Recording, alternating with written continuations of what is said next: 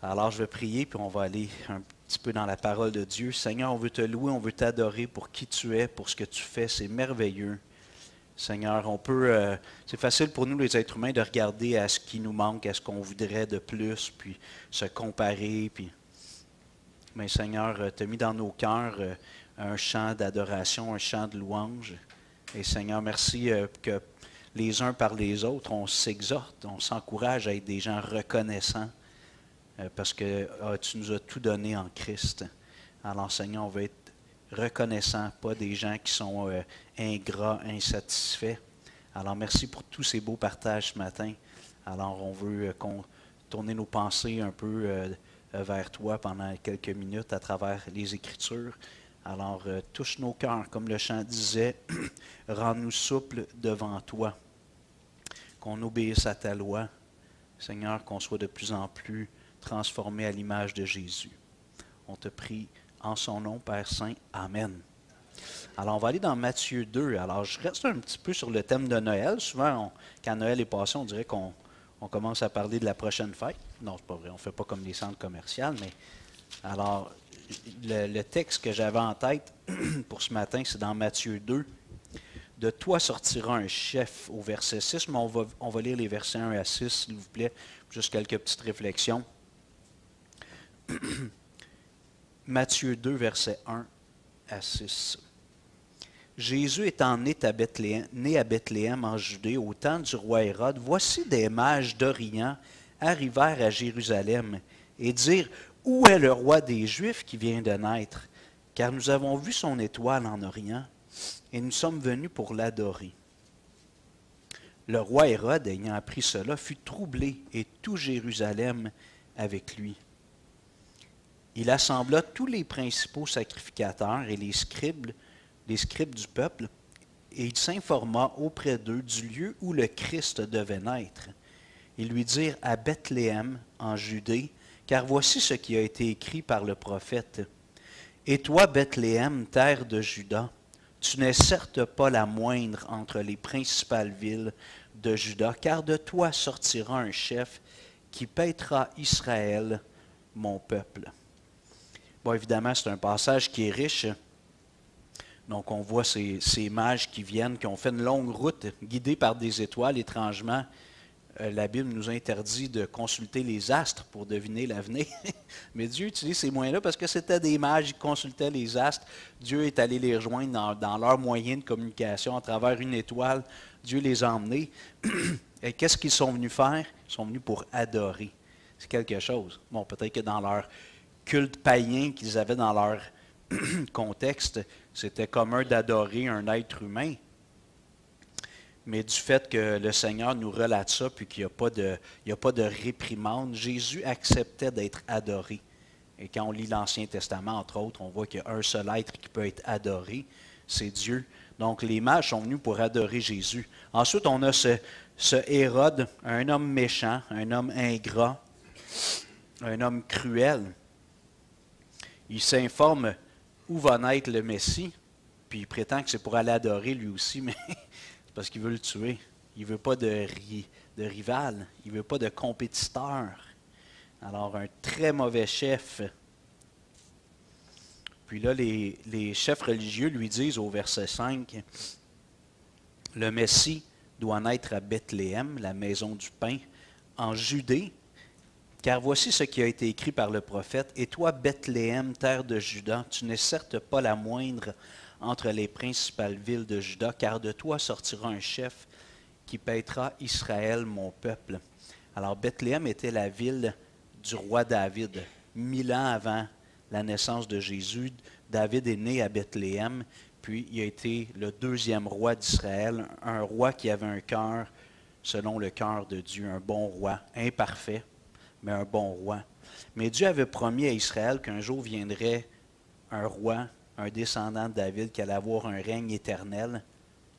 Puis le Messie est ce roi que Dieu avait promis. Puis ici, dans la prophétie qui est citée, qui vient de Michée, chapitre 5, verset 1, on ne tournera pas, mais au verset 6, Matthieu, qui a écrit cet évangile, cite Michée 5, 1, puis il dit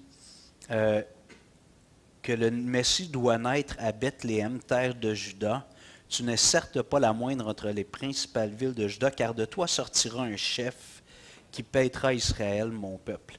Et je voulais un petit peu réfléchir ce matin, brièvement, sur le fait que Jésus est venu pour être un chef, pour être un leader, pour être quelqu'un qui dirige, qui gouverne.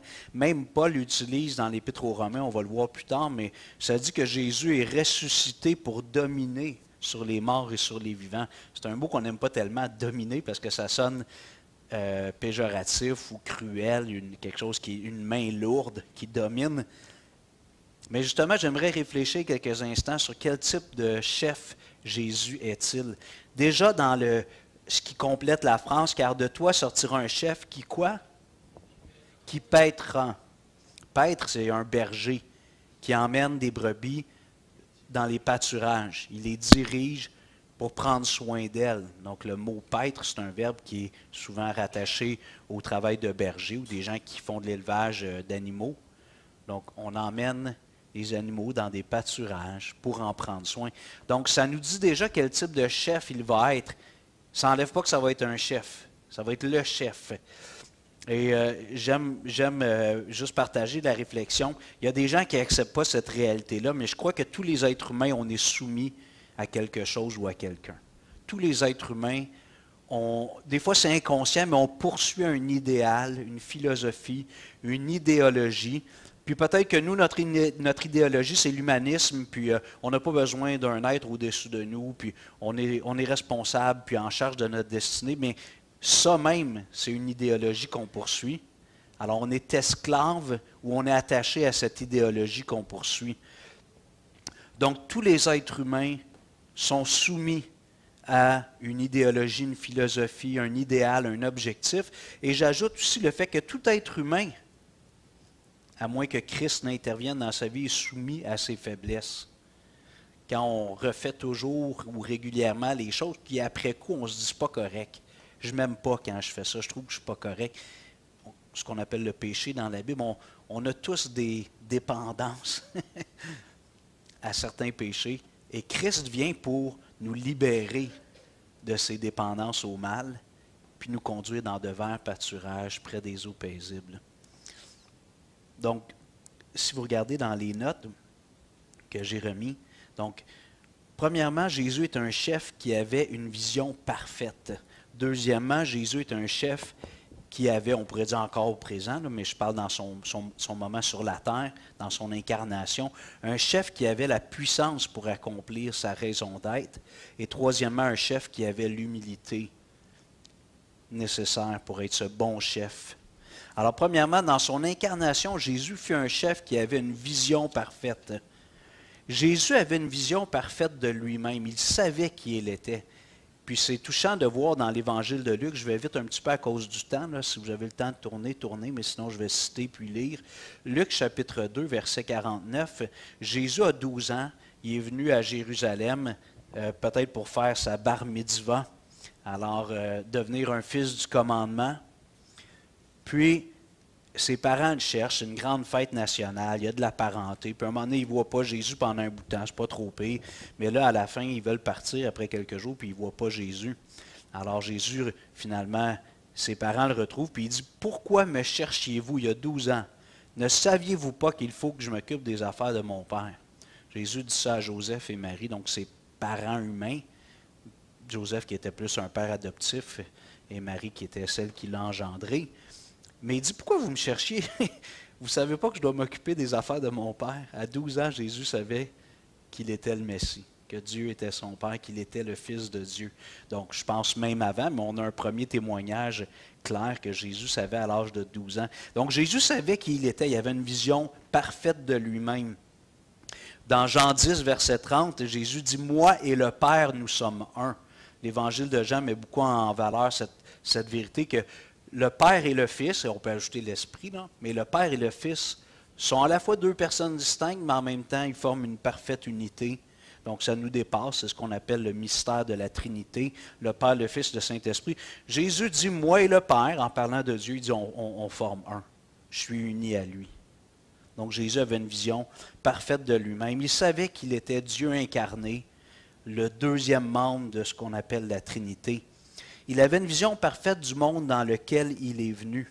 À la fin du chapitre 9 de Matthieu, versets 36 à 38, on peut lire « Voyant la foule, en parlant de Jésus, il fut ému de compassion pour elle parce qu'elle était languissante et abattue, comme des brebis qui n'ont point de berger. » Alors il dit à ses disciples, « La moisson est grande, mais il y a peu d'ouvriers. Priez donc le maître de la moisson d'envoyer des ouvriers dans sa moisson. » Jésus voyait le monde, les êtres humains, comme Dieu les voit, donc comme des brebis languissantes, qui n'ont pas de berger, qui manquent de direction, qui manquent de nourriture, du vrai breuvage, de la vraie nourriture.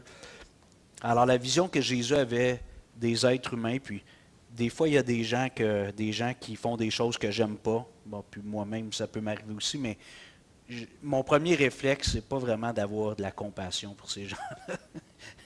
Mon premier réflexe, c'est plus de condamner un peu le mal qu'ils font dans mon esprit. Puis je pense que c'est correct de condamner le mal, mais à un moment donné, le Seigneur m'a dit, Hugo, il a besoin de moi, cet homme-là. Cette femme-là a besoin de moi. Tu étais comme ça, toi aussi, un jour avant de me rencontrer. Donc, ça change ma perspective. Je me dis, OK, ça, c'est une brebis languissante, abattue, qui n'a pas de berger. S'il fait ces choses-là mal, c'est probablement parce qu'il n'y a pas Jésus comme berger. Alors Jésus avait un regard spirituel sur sa société, sur la société qui l'entourait, sur ce monde. Ensuite, toujours dans le premier point, Jésus fut un chef qui avait une vision parfaite de sa raison d'être. Jésus savait pourquoi il était sur la terre. Dans Luc 19, 10, Jésus dit de lui-même, souvent dans l'évangile de Luc, il s'appelle le Fils de l'homme. En parlant de lui, Jésus dit le Fils de l'homme, car le Fils de l'homme est venu chercher et sauver ce qui était perdu. Souvent, quand on parle avec les gens, on veut initier un temps d'évangélisation, ou on veut partager la foi, puis on parle aux gens, pour toi, Jésus, qu'est-ce qu'il représente? Souvent, les gens vont dire, c'est un grand homme. Bon, ceux évidemment qui croient à l'historicité de Jésus. Il y en a qui disent, non, c'est une fable, il n'a pas existé, c'est inventé. Mais les gens qui croient quand même à l'historicité de Jésus vont dire, c'est un grand homme, le fondateur d'une des grandes religions. Un homme qui a fait beaucoup de bien, qui a donné des bons principes de vie. Puis souvent, je leur dis, tu as raison à tout ça, mais Jésus était plus que ça. Et la raison pour laquelle il est venu, ce n'est pas juste pour nous donner un bon modèle de vie puis des bons principes de vie. C'était de venir chercher et sauver ce qui était perdu. Puis en fait, c'est chaque être humain qui est perdu. Jésus veut rencontrer chaque être humain dans sa perdition, puis le sauver, chercher et sauver. Et comment Jésus nous a-t-il sauvés? C'est en mourant sur la croix. La part que Jésus avait à faire, c'était de vivre cette vie parfaite, d'aller mourir sur la croix pour mes péchés. Dans Jean 19, 10, juste avant de rendre l'Esprit, Jésus est sur la croix depuis plusieurs heures. Puis Jésus, avant de rendre l'Esprit, s'écrit ou prononce les paroles suivantes, « Tout est accompli ». Le mot en grec, c'est « tétélestai », ça veut dire que j'ai emmené à sa culmination. C'est complété ce que j'avais à faire, mais c'est utilisé aussi dans un sens commercial.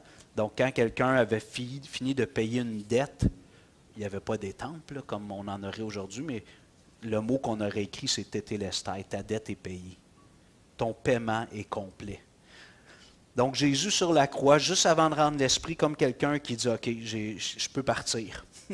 Peut-être que vous avez déjà visité quelqu'un à l'hôpital qui était sur son lit de mort et qui voulait dire quelque chose à quelqu'un avant de partir. Régler des choses, exprimer de l'affection. Puis une fois que cette rencontre a été faite, la personne, pas longtemps après, elle meurt. Un peu de la même façon, Jésus ici, il dit, il est sur la croix. Là, il dit, OK, j'ai fini mon œuvre. Ce pourquoi je suis venu sur la terre, je l'ai accompli. Je peux mourir. Alors Jésus est venu faire sur la terre, la plus grande œuvre que Jésus a accomplie, c'était de mourir sur la croix pour mes péchés et pour les tiens.